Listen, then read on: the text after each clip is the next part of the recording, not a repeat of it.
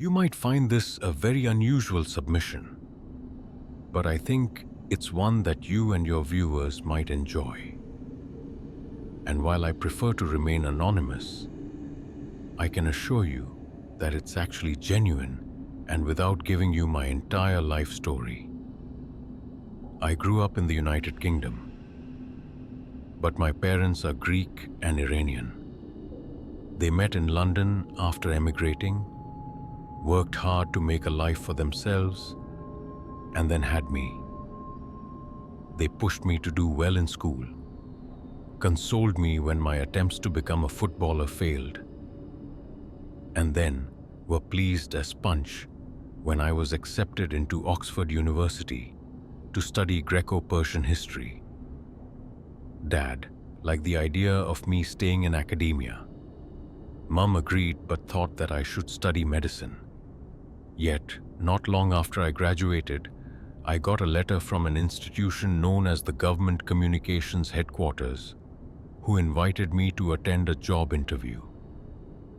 Now, to the untrained ear, Government Communications HQ might sound rather boring, but let me assure you, it is not. That's because GCQ HQ is responsible for providing signals and intelligence to the government and armed forces of the United Kingdom. It was first established after the First World War, then during the Second. It worked on breaking German Enigma code side of Bletchley Park in Buckinghamshire.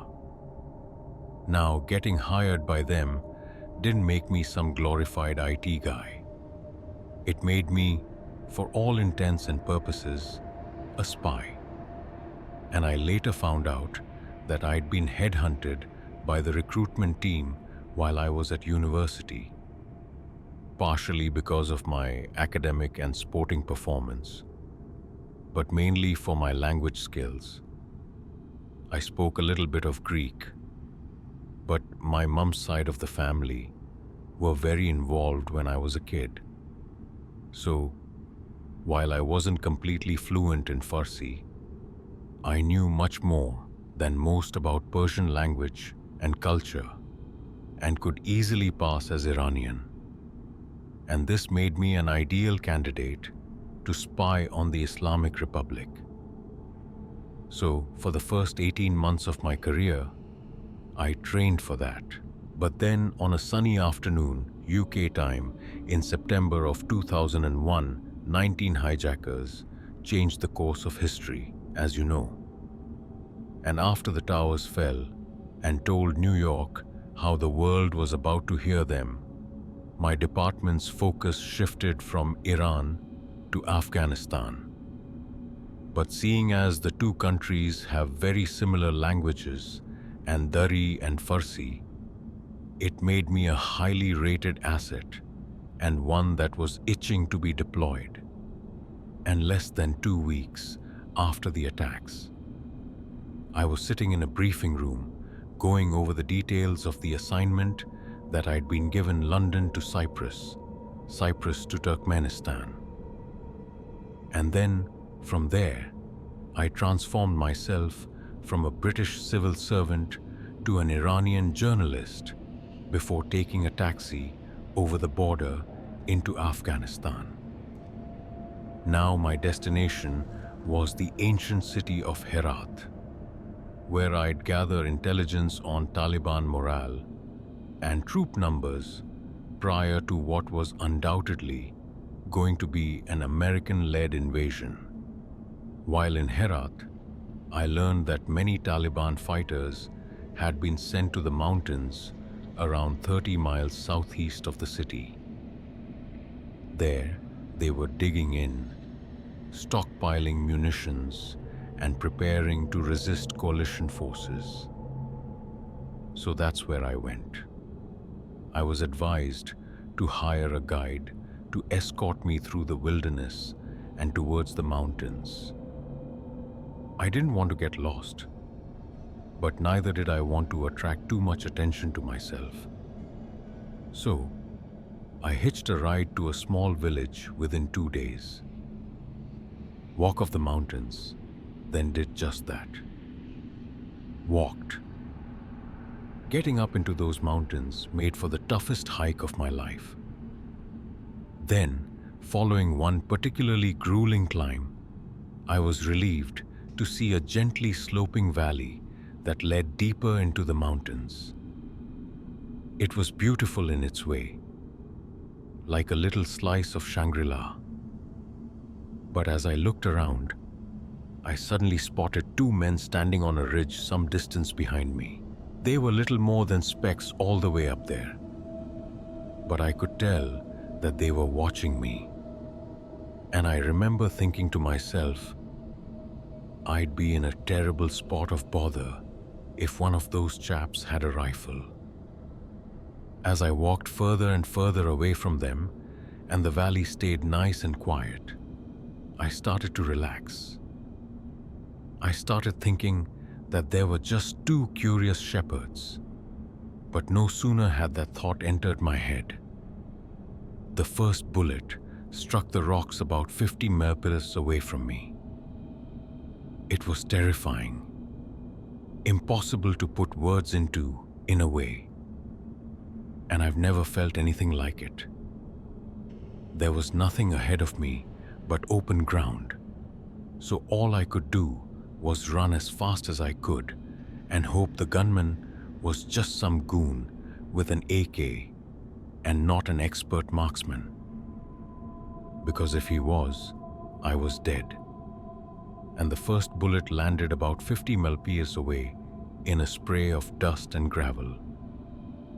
But when the second hit, it was even closer. I landed no more than 20 miles ahead of me. After whizzing over my head, and the next was closer still, landing just within arm's reach. But by then, I'd made it to a grouping of large rocks that I could bound between to put something solid between me and those bullets. And eventually, I was faced with a stretch of open ground leading up to a gentle ridge, and I waited to see if another shot came. And then, when I was met with only silence, I ran for the ridge, praying the gunman had given up and wasn't just reloading, but no more bullets were fired. It was a relief to be on the other side of the ridge, knowing I was totally out of sight. But I knew that I still wasn't safe. The gunman and his pal could be pursuing me, or there could be additional assailants waiting ahead. And with no choice, I pushed on as fast as I could until I suddenly spotted a plume of smoke rising in the distance. It wasn't until I got much closer that I realized that it was a tea house. And that was another huge relief, because with the sun beginning to set, it was an ideal place to bed down for the night. Most Afghan tea houses serve tea and simple meals, but many feature side rooms or second floors that function as guest houses. Guests are packed into one large room with nothing but a mat to sleep on. So it's not exactly the Ritz, but they serve as a wholesome shelter for travelers during the longer, colder nights, and when the passes are blocked by winter snows. I drew some stairs after making my way inside, but after the owner rather loudly asked where I was from. My cover story seemed to lessen the tension. There was a clear interest in me, but I was left to eat and drink in peace. After a few hours of nursing cups of tea and talking with fellow travelers, I approached the tea house's owner regarding accommodation for the night. I was directed to a back room where, just as I expected, several other men sat on their sleeping mats which were placed around the room. The walls were bare, the floor was covered in a mosaic of carpets, and there was a large silver tea set in the middle of the room. But what really grabbed my attention was the Kalashnikov that sat in one man's lap. Some of the men seemed to recognize me from the tea house's main room and greeted me before telling the others who I was, or rather, who I wasn't. I ran with my cover and began asking them their thoughts on Al-Qaeda, the United States, Osama bin Laden, while writing notes and Farsi shorthand on the notepad. They bought my story wholesale and in line with Afghan hospitality customs. They promised to do their utmost to look after me during my stay. But then, after one of them asked me how my stay in Afghanistan had been, I couldn't help but mention the unfortunate shooting incident which had occurred earlier that day. Some of the men tutted and shook their heads, muttering but mushy, which means like criminals or gangsters. But as I described how the distant shots had come out of nowhere and I'd rushed forward into cover, I noticed the man with the gun shared a very sheepish look with another man sitting next to him. The Afghans pride themselves on being good hosts, so I initially confused the look with one of embarrassment. But when I finished my story, you can imagine my shock with the men with a rifle basically said, "Sorry, that was me." He did it in a very long-winded, very Afghan way with I shot at someone today, but it couldn't have been you becoming. It might have been you, and ending with it was probably you, and I'm sorry. And to understand how surreal this was for me, you have to understand the manner in which this man was apologizing to me. If I almost killed a man, if I almost orphaned his children and widowed his wife, I beg his forgiveness. Not just because he could quite easily have me imprisoned, but because I'd have robbed him of his most precious possession, his life. But that is a very Western mindset, because there are places in the world where human life is not nearly so highly valuable. And so when I say that the man apologized to me in a way that you might do after bumping someone's trolley in the supermarket, I say it sincerely to him. The shots didn't hit me because God didn't let them. If I was favored by God, then I must be all right. But why shoot at me in the first place? And when I asked the man, he said that it was for two reasons. The first being that I was quite obviously a foreigner. This utterly confounded me, as I spent months preparing and was kitted out in authentic and well-worn Afghan attire. Yet, according to the gunman, he knew that I wasn't Afghan because, and these are his words, I didn't walk like it. And then, since there was a good chance that it was some kind of American infiltrator not far off boys, the gunman decided that there was no harm in shooting at me. He says this to his companion, but his companion laughs and then says something to the effect of, "You never hit him at his distance. You're a terrible shot." To which he replies, "Oh yeah, watch me. It was a bet. I was nearly shot and potentially killed over little more than a bet." The perpetrators were deeply apologetic and claimed that they'd never have shot me if they'd known that I was an Iranian Muslim. But it was still a very strange and very bitter pill to swallow that I'd nearly been killed to prevent a man losing face. And it was also a reminder that if they found out who I really was, I'd be in a hell of a lot of trouble. So instead of showing what I really felt, which was a mix of terror and relief, I acted calm as you like and told them God obviously had a plan for me, and both men were very pleased by my veneer of fatalism. But it was just that, a cover, as deep down I was more frightened than I'd ever been in my entire life. Yet, thanks to my training, I'd learned not to show it. The group and I talked until the wee small hours of the morning, and I made notes on anything and everything pertinent. The two men even offered to walk me further up the mountain, so I could reach Taliban positions and safety. But I departed before the call to dawn prayers while everyone was still asleep. I reached the Taliban positions, conducted a few interviews with their lieutenants and commanders, and all without having my cover even close to being blown. And then, just a few weeks later, American B-52s were dropping bombs on them all based on my intelligence reports. And I sometimes think about that tea house, and I hope it survived the American bombing one day. God willing, I can go back there and be a traveler under some very different circumstances.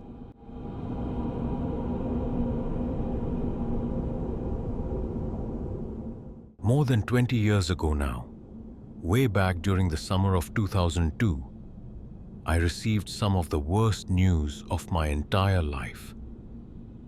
My favorite Aunt Janie, who had been very close with after Mom died when I was young, had suddenly and tragically passed away.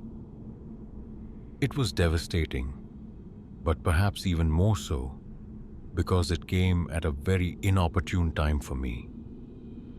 I guess no death comes as a quote-unquote good time, but Aunt Janie died as I was going through a series of bitter financial struggles.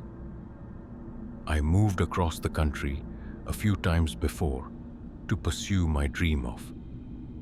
I guess that's not entirely relevant, but let's just say that it wasn't going well and I barely had 2 quarters to rub together.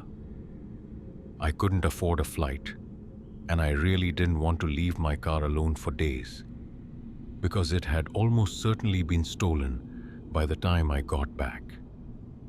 And so, not wanting to miss the funeral for fear of forever regretting it, I decided that I was going to drive almost 3,000 miles from Newark, New Jersey to my hometown of Sacramento, California.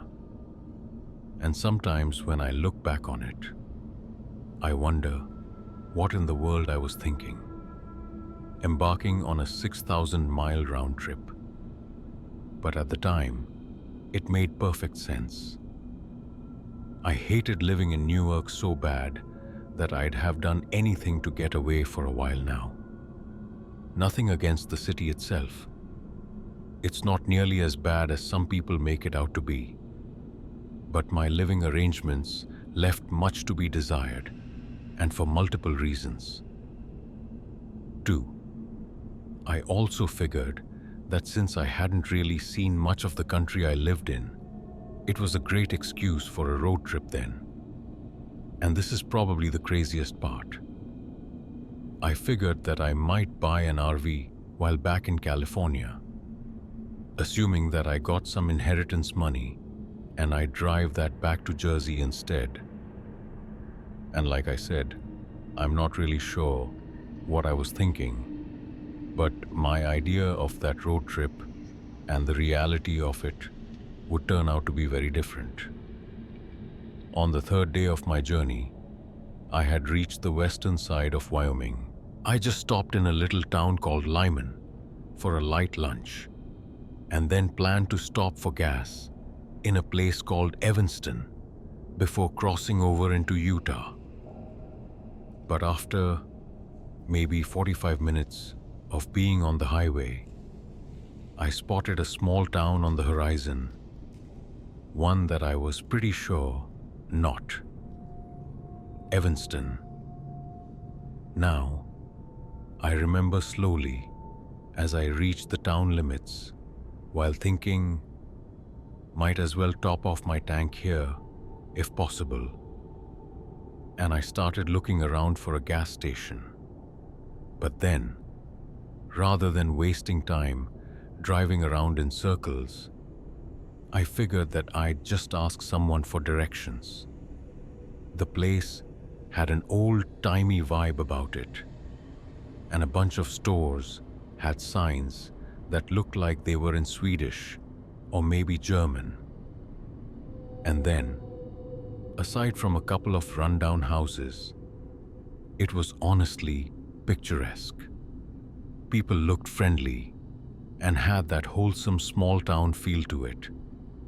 So I didn't think twice about rolling down my window and asking a passerby for some pointers. Now, the first person I spotted was a middle-aged woman walking along the sidewalk carrying a few shopping bags. I called out to her and she walked over to my window. And then, after a nice welcome into the town, she told me that the gas station was almost smack bang in the middle of things, not far from town square. I thanked her and told her how pretty her town was, and she said that I was welcome. But then, as I was driving off, she did something very out of the ordinary. She pointed a fist at me with her index and pinky fingers raised, and then said what sounded like thin and gangly. She said it with a smile, and then turned her back and walked off. So at the time, I figured it was little more than just like some harmless idiosyncrasy. And I also figured that I hadn't heard her correctly, because there was no way that she said thin and gangly. It had to be something else. But then, what was up with that sort of devil horns rock gesture she made too? And as I drove toward the town square, I figured that I was probably just overthinking things. Maybe she had arthritis and couldn't make a whole fist while pointing, and then whatever she said, the smile on her face suggested it probably wasn't mean or rude or whatever. And so, with that in mind, I continued on towards the town square and the gas station. When I arrived, the gas station's pumps looked like they were from the 60s, and the smiling attendant had to walk out from the station to give me advice on how to use them. He was friendly about it, but he clearly took a great deal of amusement in seeing a millennial like me struggling to use something so outdated. Now, once it was done, I walked inside to pay him. I made a little small talk as I took my change, realizing that I hadn't seen any signage outside of town. So, I didn't know what it was called, and the guy kind of chuckled, shook his head, and said, "Damned kids." But he never mentioned the town's name, as he went back to reading his paper. I figured he probably wasn't the conversational type, so I just thanked him and turned and began walking back to my car. But as I did, I heard that weird phrase spoken the second time. Now, from behind me, I thought I heard the attendant say from thin and gangly. And he said it in the same way as you tell someone, "See you later." Now, I then said back, "So what did you say?" But not in the sort of confrontational or demanding way. I was just sure to stay as courteous as I could. But instead of explaining himself, the guy simply said it a second time. Only that time he said it so slowly that I could hear exactly what he was saying. Von Hinton, Gannon. He didn't just repeat himself though. He said it aggressively, almost like it was a warning. And if it was a warning, it was one that I didn't need to be given twice. I walked straight back out to my car, intent on getting the hell out of town. Something weird was going on, and I suddenly felt very unwelcome when I stopped at some lights at the edge of the town square. I noticed someone gesturing to me from the sidewalk off to my left. He was waving gently and had a smile on his face. But by then I was so wary that I wasn't convinced his intentions were pure. I waved back cautiously, and then he started moving his fist in a circle, as if to say, "Roll your window down." I didn't roll it down completely. Like I said, I was still kind of wary. But as soon as he saw the gap in the glass, he started pointing at me with his index and pinky finger, just like that lady did before yelling out "fond hand" and ganging. I rolled my window up again, wondering what the hell I was thinking, and rolling it down a little. The lights were still on red, so I had to just sit there and keep calm till they turned green. But in the meantime, the guy kept on yelling that weird phrase at me as loud as he could. And that wasn't even the weirdest part. There were people walking past him, a lot of them too. But they were either completely ignoring the guy, like he was sort of invisible or something, or they just sort of looked on and smiled at his outbursts, while some of them were even laughing to themselves as they passed. I was actually kind of dumbstruck for a second. So as the guy yelling started walking towards my window, all I could do was watch him and wonder if he was crazy or if something else was happening. Something I couldn't explain so easily. But when he slammed his fist into my window, I was dragged out of that dumbstruck stupor and began yelling at him to get the hell away from my car. But as I did, the car behind started honking since the lights had turned green. I just drove. Another broken the speed limit. If I wasn't certain that I'd end up getting pulled over by some weird cop who'd do who knows what. Probably after yelling that weird phrase at me. I know that's probably what you're thinking at this point. Like, why not call the cops? Or drive to the town's sheriff's office? Or police department? Or to put it straight and simple, I was terrified. The last thing I wanted to do was hang out in a place that was just so bizarrely hostile. So I tried to flee. And so after I saw the lights turn green, I put my foot down, staying within the speed limit, of course, and tried making my way to the town's western limits. I was still shaken by the guy attacking my car. My escape was going well, so I was able to stay calm. But then, as I was confident I was going the right way, two teenage boys jumped out in front of my car so suddenly that I had to slam on the brakes. I yelled at them to get the hell out of the street, but then I'm pretty sure you can guess what they did next. Yeah, they pointed their fists at me and that same devil horns style salute. And then they each began yelling Von Heenan gang, and not quite in unison, but very loudly. I remember screaming in frustration as I backed up and tried to drive around them. But then they moved aside and blocked me again. I yelled at them for a second time to move out of the way. But they just kept on yelling those damned words at me with these big crap-eating grins on their faces. I knew I'd have to turn around and find another way out of town. I just couldn't run those boys over either.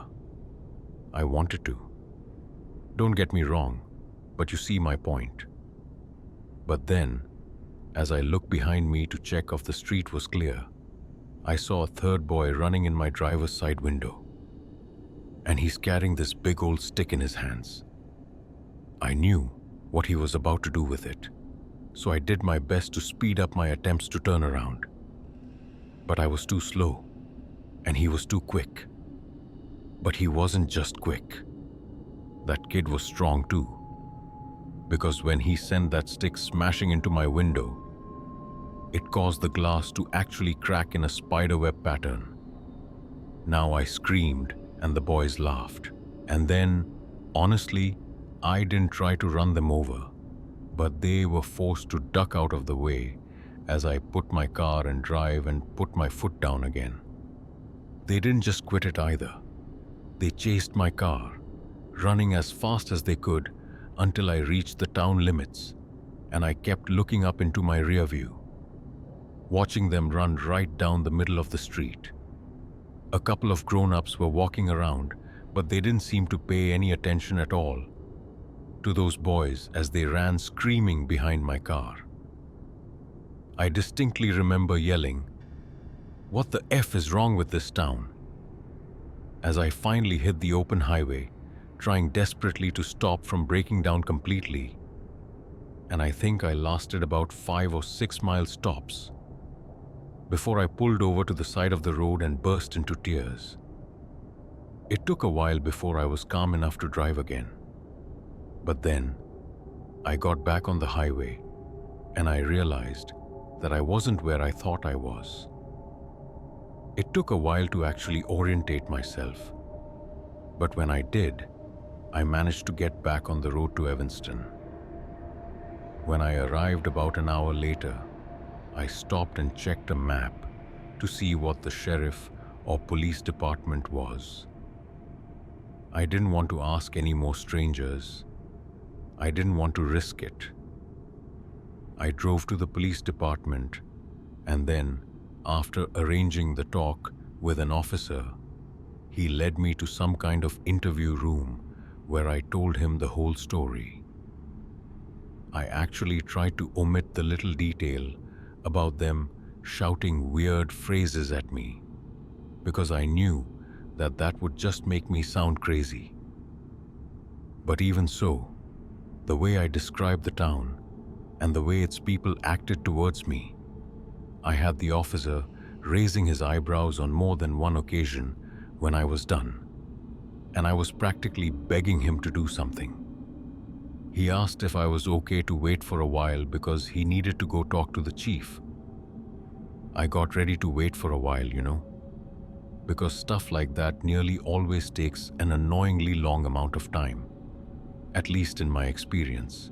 But then, no more than 5 minutes went by before the chief appeared in the department's waiting area and asked if he could speak with me.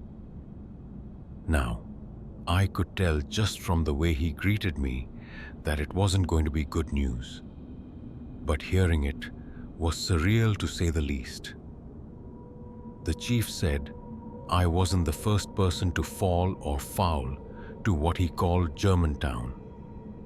And that probably wouldn't be the last either, because hating and shunning outsiders was practically a proud old tradition over there.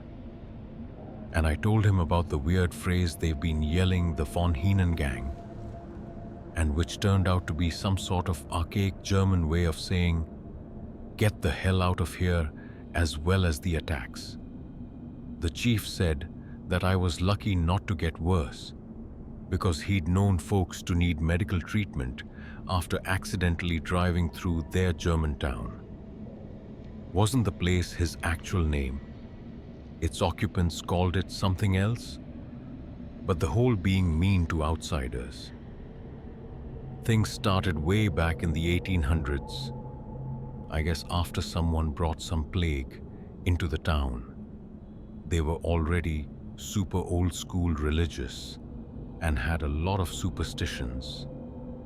So after that, it became tradition to just sort of shoo away outsiders. I asked if it had happened before, and worse, to why hadn't anything been done about it. I thought the answer would be a complicated one, but it wasn't, because all it boiled down to was a small town banding together and putting up a wall of silence. The most the county had ever been able to pin on anyone was a disorderly conduct charge. because local law enforcement essentially refused to do anything about crimes perpetrated on outsiders. I could try to gather evidence for litigation, but without witnesses, there wasn't a case.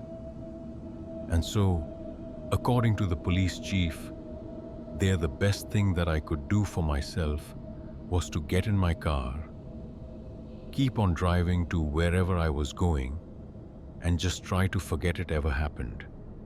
Now, anything else would only bring on more trouble. And I couldn't believe what I was hearing. I mean, call me naive, but I thought that there was a common law in this country that meant that people couldn't just get away with stuff like that. But obviously, I was wrong. The chief said everyone in Evanston always avoided Germantown like the plague.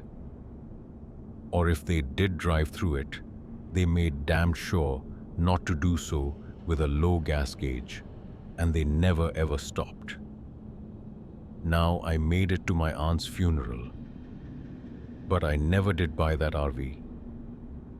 I ended up flying back to Newark, grabbing my things, and then flying back to Sacramento to live with my dad. There's a whole other story to that.